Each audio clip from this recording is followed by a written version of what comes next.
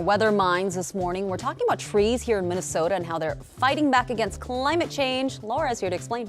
Well, thanks, Gia. And when we talk about climate change, we often talk about how temperatures are warming, but also we're looking at heavy rain events increasing. And this year, we have seen a ton of rain. Of course, no one year determines climate change, but to date, we have more than 34 inches of rain. That's just below the wettest year to date, which was all the way back in 1892.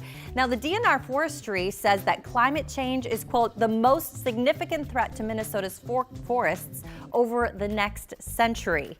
And of course, this heading right into leaf season. This from Moose Mountain, just sent in yesterday from Kathy with leaf peak coming within the next month.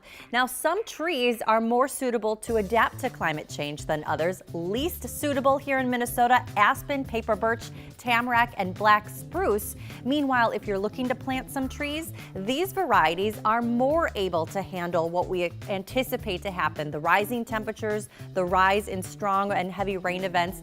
Basswood, black cherry, northern red, and bur oak, sugar and red maple, would love those, and the eastern white pine as well. So all of that, when you're kind of planting trees or maybe changing up your landscape, those are some things now, climate change, something to keep in mind. Will this be able to withstand this weather that we can expect? At least we have some options. Right. It's pretty interesting. I mean, I guess you also go to like places like the desert in Arizona or something, and they have different kinds of trees there versus, but now it's kind of even down to Missouri, you know, from here to there, you have different species and varieties that thrive there versus here, and all that will start to play out.